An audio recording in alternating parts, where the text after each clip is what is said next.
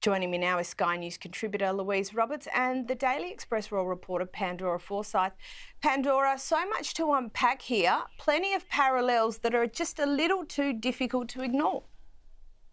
Yeah, so much to unpack here. And you're right, Caroline. I mean, when you first started off and you said that the Brits, essentially, this is the publicly chosen royal family, the Beckhams. We've known Brooklyn since he was growing up, since he was a little baby, when Victoria was in the Spice Girls, David was at the top of his game playing for England. I mean, really, when there is a story about them, they are the front page of every newspaper here. So to give that a bit of context. And then, of course, David is now a patron with the King in a couple of his different ventures. Victoria is regularly seen and being invited to Buckingham Palace for various different ventures that the Queen is doing, one being about domestic violence. So there is plenty going on and ties in between the royals. Would the royals want to know that when they're mixing with them, that Harry and Meghan in Montecito are actually having conversations with Brooklyn when they are the front pages? I'm not sure the Royal Press Office would like that very much. Can they help that? No. Of course, as you said, it's nice that Brooklyn perhaps has a shoulder to cry on. Exactly that. However, what I would say here is Harry and Meghan are treading into dangerous territory because they don't want to seem like they're getting in the way of royal day-to-day business. Now, in the grand scheme of things, there are plenty of other things to be talking about, but the reason why this has hit the papers so much is that parallels, as you said.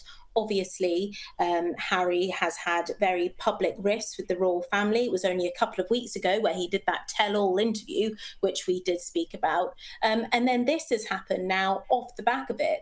Sources are saying that this is a complete coincidence, but is it that much of a coincidence? I mean, I'll let the viewers kind of have their say on that one. But the public opinion here is completely split. And it's really important that Harry and Meghan do have a line here and they don't cross it. Yeah, I think that's a very fair observation. And Louise, how is something like this managed going forward? Because it feels like this is the second genie that is just going to be impossible to put back in the bottle. Well, you're right, Caro, and I do really feel for David and Victoria Beckham here because I guess the last people they'd want their son to get advice from is former friends, Harry and Meghan, of course, and that was a very acrimonious breakup of that friendship, as you've referenced already. And I have to wonder, though, why didn't Brooklyn go to William? Because clearly he's been very close to both brothers over the years, and William would give him very sage, strategic advice. William's very close to his mum and dad and probably discreetly would say, you know, this is not what to do, this is what Harry's done, this is what the impact has had on our family, all very discreet, all very confidential, and he could have got some proper advice on how to fix up this mess with his family. Instead, they've gone to the other side of the family who of course have no idea how to fix the mess they've created and have made it all about themselves. And I do feel that in a way that Brooklyn and his wife have sort of gone to Montecito to sort of send a message to his parents, which is very unfortunate. And I just wish, in a way, like Harry, he would grow up and just mend that bridge with his family, because family's everything. And those things are always better dealt with privately with the people who really matter, rather than those sorts of, public point scoring being made for all to see. I think it's a little bit untidy. But Pandora, speaking of Harry, a YouGov poll this week shows that Harry's popularity has sunk following his BBC interview. Hardly surprising. Yeah, this has all spectacularly backfired on him, hasn't it? I don't know who told him to give the all-tell interview advice. He's wrote a book, really. I mean, he's had the public opinion. He had a best-selling book. They were on his side. People wanted to hear about his story, but people are tired of hearing about Harry moaning in the grand scheme of things when there are so many bigger stories happening in the world right now. People are struggling to pay their bills in the UK, and you've got a multimillionaire royal who's had everything given to him his whole entire life, and now he has had a little bit of taken it away. Now he's complaining about it on our biggest broadcaster in the UK, our publicly funded broadcaster. I just don't know even where to begin with this, but it's not a surprise that this has backfired spectacularly in a poll. Will he hear about the poll? I'm told that the PR team with Harry and Meghan do hold back some bits of press. So, and we know his opinion on press. So whether he's actually going to listen to this poll or not, I've got no idea. But I think perhaps it's time for him to actually start realising that there are better and bigger stories going on in the world right now, which aren't revolving around Prince Harry's security when he does come to the UK. And on that note, he still does get security. He just needs to put in a 28-day to 30-day notice and give reason, and then they will give him some sort of security.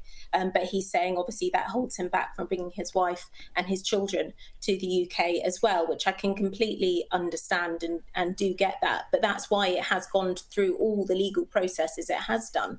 I guess now it's on the government to intervene if needed. We know that he's written a letter to Yvette Cooper, the Home Secretary in the UK, so we're just going to have to wait, and maybe that will swing the polls again. But right now, it's not looking good for Harry, for the UK public opinion.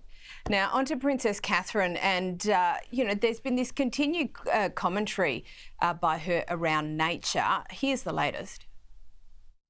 Over the past year, nature has been my sanctuary. The natural world's capacity to inspire us, to nurture us, and help us heal and grow is boundless. Spring is here, so let's make the most of it together.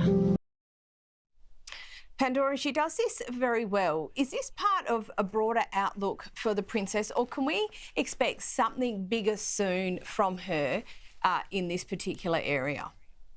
Yeah, she does it so well. I mean, this is a topic that she's been speaking about many times. Whenever she has a chance to bring it back to nature, she always will. And actually, you know what? There's absolutely nothing wrong with that. At least, she's being genuine.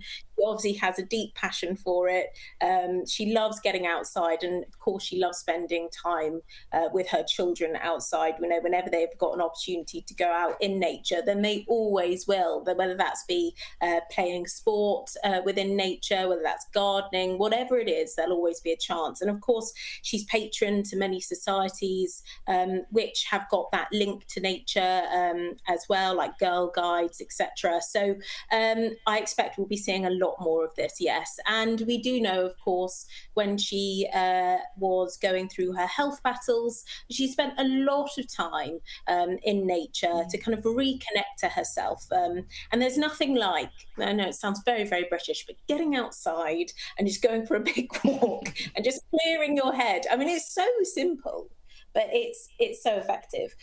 So yes, I mean, it's quite light and fluffy. I mean, that was very much the reaction in the newsroom this week when this video came out. But of course, that's, it's not always supposed to be about drama with the royal family. And now, that's actually what it's supposed to be about, is sending out these messages. So whether it will stick, whether people get outside more, I don't know. Let's hope it doesn't rain, and then the good weather will stay in London and people will get out more. But it is the UK, and we unfortunately don't have lovely weather like you guys over there.